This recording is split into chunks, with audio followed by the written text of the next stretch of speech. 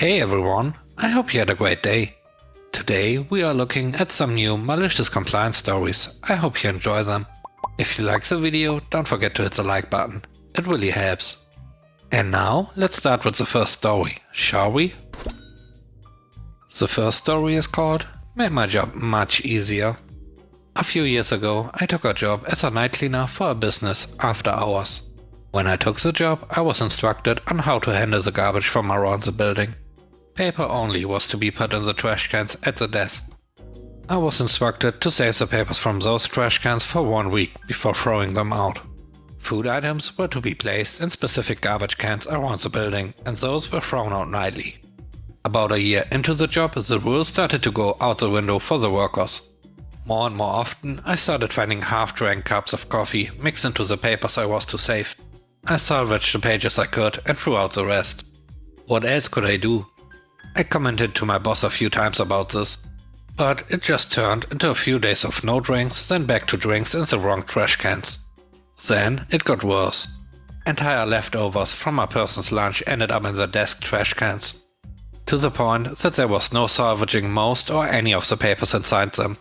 After a month of this, I said to myself, fine.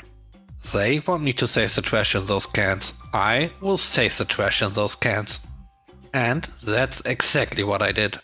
Half a container of Chinese food with the paper into the safe bag. Most of a now melted milkshake and a receipt into the safe bag. The trash from the actual lunchroom, I thought I saw a paper in there. So for good measure, let's save that too. The first week wasn't too horrible. The smell hadn't left the storage room just yet. Then we got a heat wave. By the end of week 2, it was ripe. Start of week 3, there was no escaping the smell. Wednesday of week 3, I got told by one of the managers, "Go ahead and throw out all the trash from the garbage cans. We are not throwing out any papers in them anymore." You got it. Thursday, I showed up with 2 full cans of air freshener and emptied them both. My job is much easier and quicker now that I don't have to worry about saving the trash. Smells a lot better too. The next story is called "I am not qualified to do that." This happened around 20 years ago. I was doing billing support for a company. I had applied for an opening in the IT department. I interviewed for the position, and about a week later I was informed that I wouldn't get the position because I wasn't qualified for it. The person who got the position was a friend of one of the managers. He had spent less time out of high school than I had spent working in IT. So I knew it was more about his personal relationship with the manager than my qualifications. This company also had a billing system that was supposed to allow us to bring up copies of customer invoices and scanned copies of their contracts. But it didn't work. This problem had been ongoing for more than a year. The IT staff said there was nothing they could do to fix it. One day I was poking around and I found the cause of the problem. The scanned customer contracts were saved into the system without a file extension. And our desktops were so locked down that we couldn't choose which programs open files. It was governed by the file extension. I found an old inactive customer's account, renamed the file, and when I clicked on the link, the contract opened. I found my manager and showed him. He asked me to show him how I did it, but I refused. I said, "I am not qualified to work in IT for this company. So obviously I don't know how to do the things that I just did. Maybe you should ask one of the more qualified people in IT." Lastly, I hit the buttons to undo the file rename. About 6 months later, the account was scaled down and I was downsized. But I enjoyed the unemployment. About 6 months after that, they lost their account entirely and everyone was released. The third story is called "What an Idiot." We deliver mail and packages the last mile. Our head honcho in charge just got into a lot of hot water for slowing down delivery and disassembling machines. In the section I work, if stuff is too big or heavy to fit into a sack, it gets put on a belt. We have 4 belts. Each belt is about 40 feet long. About 35 of that is flat and about waist high. The last part of the belt, the section where we are putting packages on, is angled at a downward angle, which goes down to about my shins. Out of the 4 belts, 1 has been down for about 2 months. So we've been working with 3 belts, which slows us down a lot. These belts are over 30 years old. For the belt I usually work on, you can't put too much weight on the end. If you do, it will start grinding. And if you don't take it off, it will start to whine, if that makes sense. I know this, and everybody I work with knows this. Once the heavy stuff gets over the edge and onto the flat part, it's fine to add more weight.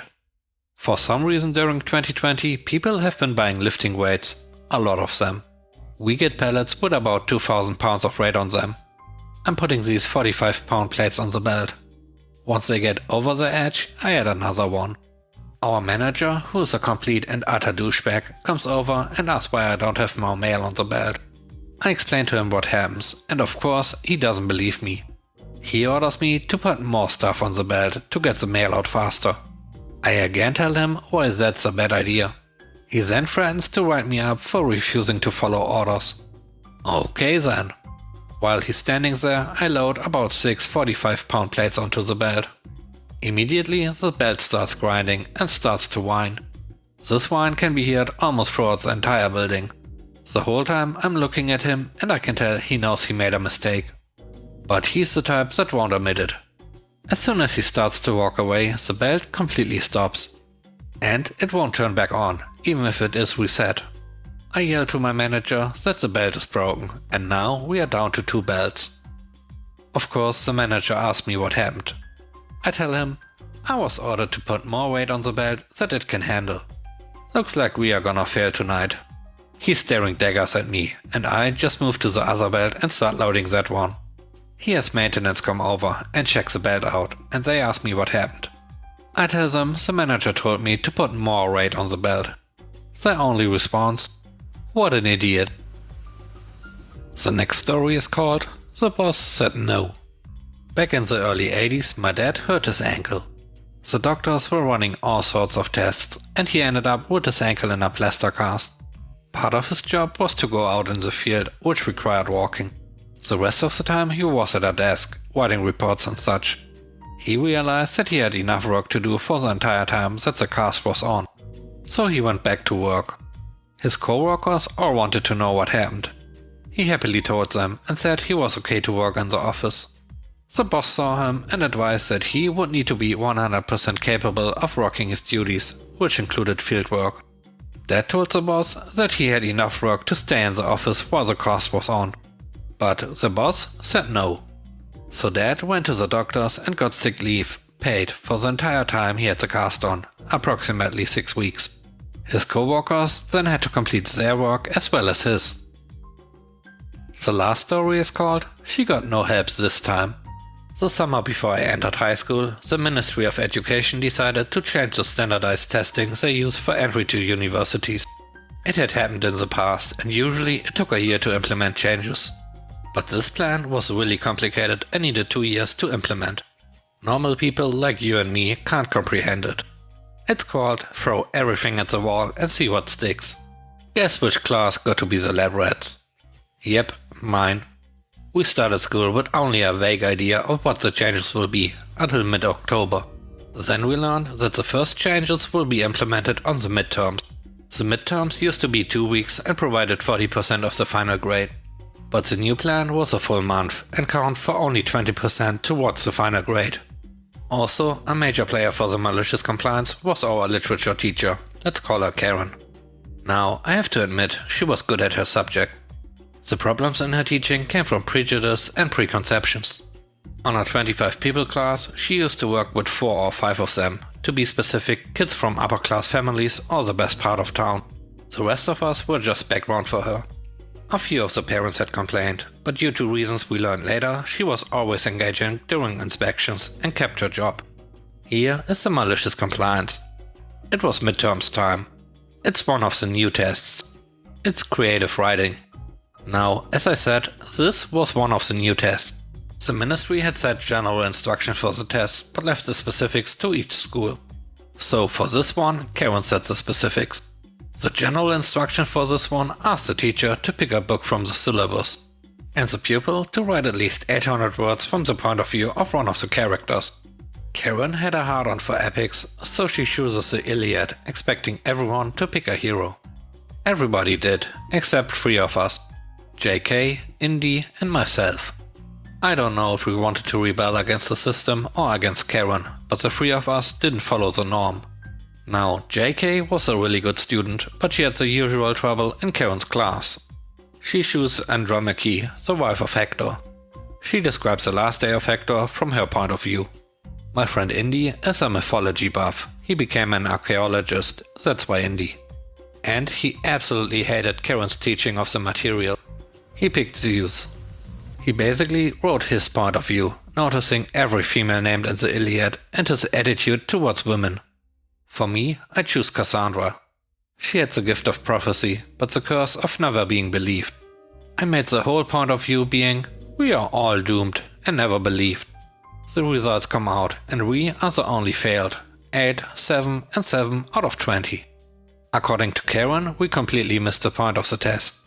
But then came the aftermath. Unbeknownst to everybody except the principal, the ministry had sent instructors to grade the test independently of the teachers. They published their grades, and 3 particular tests have huge grade discrepancies. So one misty morning the 3 of us are called to the meeting room. Inside is our principal, a clearly fuming Karen, and 3 people we don't know.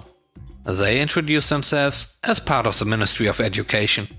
They want us to explain why we choose those characters. We all said, it said any character, so we choose one we liked. Every time we said that, they glanced at Karen. They thanked us and told us that their grade will go towards our final grade. Karen had inspectors dropping on her unexpectedly. As I said in the beginning, she had passed the local ones because of something she did. She was having an affair with the assistant director of the local education department, and he always notified her before the inspection. Now they came directly from the ministry, and she was always unprepared. She was allowed to finish the year and then was dismissed. And the ministry took 1.5 years to figure out the system. Thanks for watching the video. I hope you enjoyed it. If you did, please consider subscribing to the channel for more content.